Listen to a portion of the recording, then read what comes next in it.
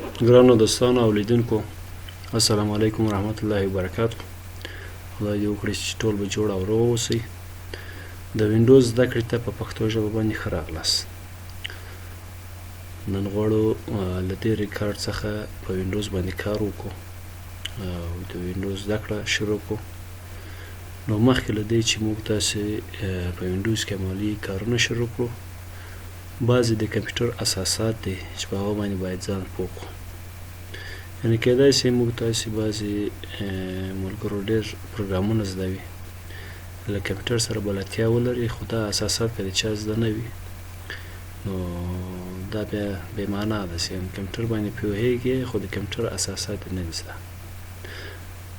د مثال په ډول باندې یو څوک تنه پوښتنه کوي چې کمپیوټر خپله د څه شی تعریف یې څه شی دی، انپوټ ډیوایس څه شی دی، آوټپوټ ډیوایس څه شی دی، کمپیوټرونه په څو ډوله دي. دغسې پوښتنې کیدای شي تاسې ورسره مخ سوي یاست او چا به درنه داسې پوښتنې کړې وي. نو مخکې له دې چې په وینډوز باندې عملي کار شروع کړو، غواړو چې د کمپیوټر اساسات باندې اول خبرې وکړو، وروسته له هغو بیا په وینډوز عملي کار شروع کړو. ما یو سلایډ جوړ کړی دوستانو، د دې له مخې به انشاءالله چې دا اساسات مکمل ډول باندې موږ تاسې مطالعه کړو. د سلایډ نوم د بیسیک فنډامنټلز آف کمپیوټر یا د کمپیوټر بنسټیز اساسات. دا به دوستانو موږ تاسې ووایو. نو تاسو ته ضرورت نه ده دوستانو چې دا نوشته کړئ او یا یې قلم کتابچه راواخلئ در ولیکئ. سلایډ جوړ ده دوستانو. که چېرته ضرورت سو تاسې کولی شئ ایمیل هم ولیږئ، کولی شئ د واټساپ له لارې هم له موږ سره په تماس کې شئ، کولی شم له تاسو سره دا سلایډ هم شریک کړم دوستانو. نو راځو اول د کمپیوټر له تعریف څخه شروع کوو. د بخش کې موږ تقریبا 2-3 تعریف د کمپیوټر راخیستي دي.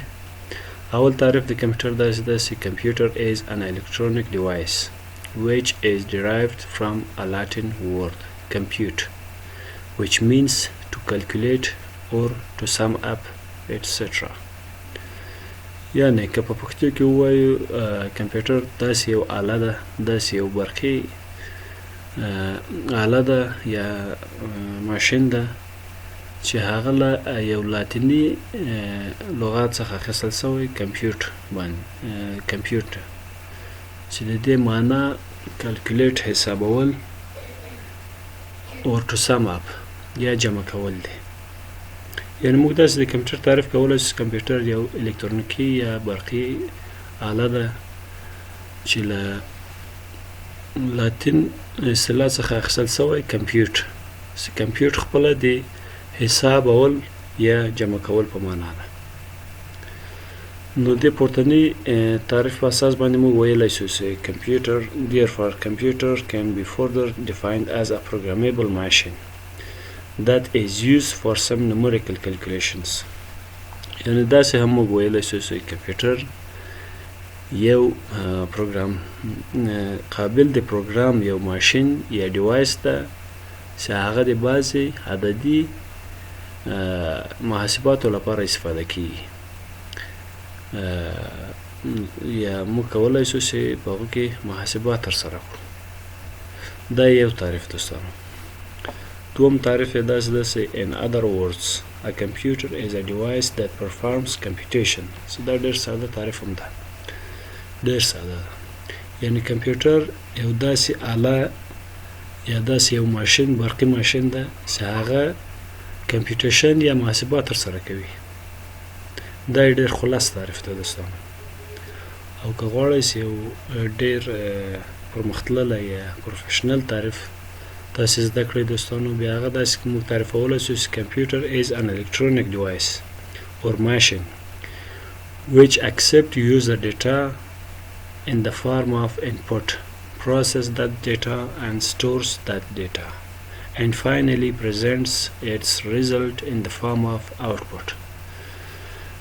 یعنې کمپیوټر داسې یو ماشین ده، داسې یو برقي یا الکترونیکي ماشین یا آله ده چې هغه د یوزر ډیټا په شکل د انپوټ اخلي. په شکل د انپوټ څه معنا؟ یعنې د انپوټ ډیوایسو له طریقه موږ کولی شو کمپیوټر ته خپله ډیټا داخله کړو او انپوټ ډیوایسونه لکه کیبورډ او ماوس دا هغه انپوټ ډیوایسونه دي چې موږ کمپیوټر ته ډیټا داخلولی شو د دې په طریقه یا ترو باندې. process that data and stores that data. کله چې موږ خپله ډیټا د انپوټ ډیوایسو له طریقه کمپیوټر ته داخله کړو، کمپیوټر هغه ډیټا پروسس کوي، انالایز کوي، یا تحلیلوي، یا تجزیه کوي. تحلیل او تجزیه څه معنا دوستانو؟ یعنی په هغه ډیټا باندې مختلفې عملیې ترسره کوي، لکه ریاضیکي، منطقي او داسې نورې عملیې ترسره کوي. او دا معلومات موږ تاسو ته په سټوریج ډیوایس کې ذخیره کوي هم یا سټور کوي هم، او وروسته له هغو همدا ډیټا اخرین مرحله کې په شکل د آوټپوټ موږ تاسو ته ښیي، د هغو نتیجه ښیي په سکرین باندې. دلته دوستانو دې تصویر ته وګورئ، موږ یو مثال راوړی په شکل د تصویر. یوزر ډیټا ده د انپوټ ډیوایس په ترو باندې یا وسیله باندې د کمپیوټر ته یوزر داخلوي. کمپیوټر دا ډیټا پروسس کوي. خپله کمپیوټر ته موږ پروسیسینګ سیستم هم ویلی شو، کمپیوټر هم ویلی شو او پروسیسینګ سیستم دواړه یو شی دی. یوزر دا ډیټا مثلا دا د امتحان ورقې دی، کمپیوټر ته داخلوي، کمپیوټر همدا ډیټا پروسس کوي او وروسته همدا ډیټا په انفارمیشن باندې تبدیلوي او په شکل د آوټپوټ یې موږ تاسو ته ښیي. دوستانو لاندې راځو دوستانو، کمپیوټر کې موږ تاسو دوه اصطلاحات لرو، یو ډیټا ده، یو انفارمیشن ده. د دې دواړو فرق څه شی ده دوستانو؟ ډیټا خام معلوماتو ته وایي او انفارمیشن هغه معلومات دي چې هغه پروسس سوي دي، په معناداره معلوماتو باندې ډیټا په انفارمیشن باندې تبدیله سوي چې له انفارمیشن څخه موږ تاسو کولی شو مکمل مفهوم واخلو یا نتیجه واخلو. ډیټا چې د خام معلومات موږ تاسو له هغه څخه کومه نتیجه یا مفهوم نسو اخیستی. د ډیټا تعریف داسې ده دوستانو چې the raw form of facts and figures is to be called data. یعنی د معلوماتو یا اطلاعاتو خام شکل ته ډیټا ویل کیږي چې له هغه څخه موږ هیڅ نتیجه او یا هم مفهوم نسو اخیستی. دوستانو موږ دلته دوه مثاله راوړي دوستانو، مثلا 3 جمع 3 د دې څخه موږ تاسو هیڅ نتیجه یا مفهوم نسو اخیستی. 3 جمع 3 نور معلوم نه ده چې وروسته له دې کوم عملیه ترسره کیږي، منفي، ضرب، مساوي، کوم عملیه ترسره کیږي، کوم کار کیږي. نو له دې څخه موږ تاسو هیڅ مفهوم یا نتیجه نسو اخیستی، فقط 3 جمع 3 ده، نور معلوم نه ده چې وروسته له دې کوم عملیه ترسره کیږي یا کومه نتیجه موږ تاسو ترې اخیستلی شو. بل نه مثلا اگزام پیپرز، ما د شاګردانو امتحان واخیست دوستانو، ورقې مې ترې ټول کړې، نور معلوم نه ده، د ورقې موږ تاسو سره دي خو نتیجه تر اوسه معلومه نه ده چې په دې کې به اول نمره، دوم نمره، دریم نمره څوک وي. نو دا څو ډیټا دوستانو، هیله ده چې پوه سوي وایاست. بل د دوستانو لاندې راځو، what is information. انفارمیشن اوس څه دی دوستانو؟ په ډیټا باندې خو پوه شو. The process form of data is called information. د معلوماتو پروسس شوي شکل ته انفارمیشن ویل کیږي. or when data is processed it becomes information. یا کله چې ډیټا پروسس سي، تحلیل او تجزیه سي، هغه په انفارمیشن باندې تبدیلیږي. مثلا دوستانو موږ بیا هغه مثال پخواني مثالونه راوړي دي چې 3 جمع 3 مساوي 7 کیږي. دا څو انفارمیشن دوستانو، ځکه چې دلته موږ تاسو یو نتیجه یا مفهوم له دې څخه اخیستلی شو. 3 جمع 3 څو کیږي دوستانو؟ مساوي کیږي له 7 سره. یا result of exam papers، له شاګردانو څخه موږ تاسو مخکې امتحان اخیستی و، ورقې مې ترې ټولې کړې وې، هغوی ته نمرې ورکړې وې، وروسته معلوم سو کمپیوټر ته همدا ډیټا داخله کړه، پروسس هم کړه او کمپیوټر ته مو په شکل د ګراف موږ ته وښیه د ایگزام ریزلټس.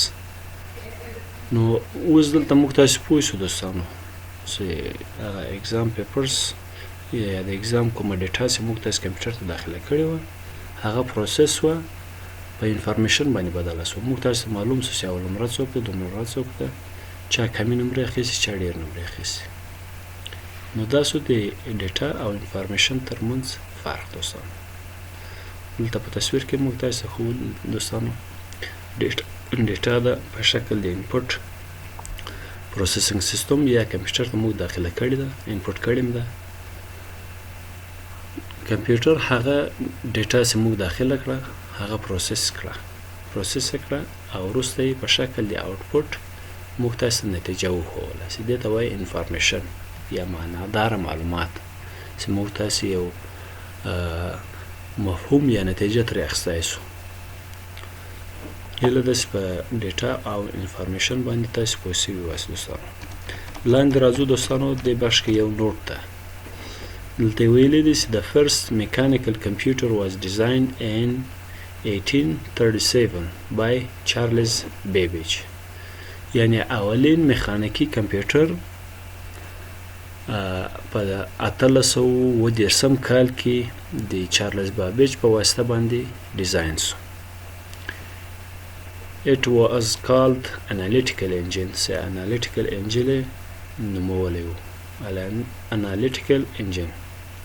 It was the first general purpose computer. Charles Babbage is known as the father of computer. یعنی اولین میخانیکی کمپیوټر په 1830 کال کې د چارلز بابیج په واسطه باندې ډیزاین شوی یا جوړ شوی و. انالیټیکل انجن نومولی و او چارلز بابیج چې ده د کمپیوټر د پلار لقب اخیستی ده. یا مثلا تاسو ته یو څوک دوستانو وایي چې د کمپیوټر پلار څوک ده، تاسو به ورته ووایئ دوستانو چې د کمپیوټر پلار چارلز بابیج ده. چارلز بابیج. لاندې دوستانو راځو بیسیک فنکشنز اف کمپیوټر. د کمپیوټر اساسي وظایف چې دي دوستانو موږ تاسو په دې باندې باید پوه شو. یو څوک تاسو څخه پوښتنه کوي چې د کمپیوټر اصلي وظایف چې دي، نو دلته موږ تاسو همدا د کمپیوټر اساسي وظایف وایو. دلته راغلي دوستانو چې there are mainly four common functions of a computer system. یعنی کمپیوټر هغه مهمي او اساسي وظایف چې لري کوم دي؟ هغه دا څلور وظایف دي دوستانو. کمپیوټر څلور وظایف اصلي وظایف لري چې موږ تاسو هر یو یې دلته وایو دوستانو. اول ده it accepts and gather data. یعنی کمپیوټر ډیټا قبلوي او جمع کوي په شکل د انپوټ اخلي چې دې ته وایي inputting data. انپوټ ډیوایسونه موږ تاسو مخکې وویل دوستانو چې هغه کیبورډ ده، ماوس ده او داسې نور. دوم اساسي وظیفه د کمپیوټر دا ده it process data to become information. چې دې ته پروسیسینګ هم وایي. یعنی کمپیوټر ډیټا پروسس کوي تر څو په انفارمیشن باندې تبدیل شي چې دې ته وایي پروسیسینګ مرحله. دریم اساسي وظیفه د کمپیوټر دا د دوستانو چې it stores data and information. سټور هم ورته وایي. یعنی کمپیوټر دواړه هم ډیټا او هم انفارمیشن سټور کوي یا ذخیره کوي. او څلورم اساسي وظیفه د کمپیوټر it presents information. یعنی اخیری مرحله یا اخیرینه اساسي وظیفه د کمپیوټر دا ده چې کوم ډیټا چې موږ کمپیوټر ته ورکوو هغه پروسس کوي، سټور کوي او وروسته یې موږ تاسو ته نتیجه په سکرین باندې ښیي چې دې ته بیا آوټپوټ هم وایي. یعنی د کمپیوټر څلور اساسي وظایف انپوټ ده، پروسس ده، سټور ده او آوټپوټ ده دوستانو. خدای دې وکړي چې یو څه مو ترې زده کړي وي. لاندې راځو دوستانو بل uses of computer system ده. یعنی کمپیوټر په کومو ځایونو کې استفاده ترې کیږي. دلته ډېرې خبرې شوي دوستانو، دا ټول موږ نه وایو. هغه کوم معلومات اضافي معلومات چې ورکړي هغه باندې موږ دغه نه کوو تر څو ریکارډ ډېر غټ نه شي. بیا هم زه درته وایم دوستانو as we have discussed above the computer is the need of digital era. It helps people to complete their tasks in hour that were before taking several days or even months. Here we explain the most important uses of computer systems. یعنی څنګه چې موږ مخکې دوستانو وویل کمپیوټر د ډیجیټل ایرا یا ساحې هغه ډیر مهم فاکټور ده چې ډیر اړتیا سته ورته یا ډیر ضرورت ته ورته او دا له خلکو سره کومک کوي تر څو دوی خپل هغه وظایف یا کوم کارونه چې کوي هغه په ډیر کم وخت کې ترسره کړي. پخوا زمانو کې به دوستانو کوم کارونه چې خلکو کول په ورځو وخت بینیو یا حتی میاشتې وخت بینیو تر څو هغه کارونه ترسره کړي او کار ترسره کړي. خو هغه اوس موږ د کمپیوټر په ترو یا واسطه باندې کولی شو په یو ساعت یا له یو ساعت کم وخت کې ترسره کړو. او دلته ویلي دوستانو چې we explain the most important uses of computer systems. یعنی دلته موږ وایي د کمپیوټر هغه ډیر مهم استفادې چې دي د کمپیوټر سیستم هغه موږ دلته په شمارور شکل باندې تاسو ته بیان کړي دي. چې اول استفاده یې computer can store important data. یعنی کمپیوټر کولی شي چې موږ هغه مهم معلومات ذخیره کړي. دا یې اوله استفاده ده. دوم can communicate with people around the world. یعنی د کمپیوټر په واسطه باندې موږ تاسو کولی شو له خلکو سره د نړۍ په هر ساحه کې په هر ګوټ کې موږ تاسو کولی شو له خلکو سره تبادل نظر وکړو له هغوی سره په تماس کې شو. دا یې دومه استفاده ده. درېیمه استفاده د کمپیوټر یوز فار ایجوکیشنل سیستم. کمپیوټر په آموزشي یا آموزشي سیستمونو کې هم استفاده کیږي. یا داسې ویلی شو چې کمپیوټر په زده کړو کې استفاده ترې کیږي، ډېره استفاده ترې کیږي. مثلا پوهنتونونو، مکتبونو او داسې نورو آموزشي مرکزونو کې له کمپیوټر څخه ډېره استفاده کیږي. څلورمه استفاده یوز فار آفیس ورکس. په دفتري کارو کې ډېره استفاده له کمپیوټر څخه کیږي، لکه ډیټا انټري کولی شو کې، سکیورټي کې، امنیت کې استفاده ترې کولی شو، ډیولپمنټ او داسې نورو دفتري کارو کې ترې استفاده کولی شو یا د استفادې وړ ده.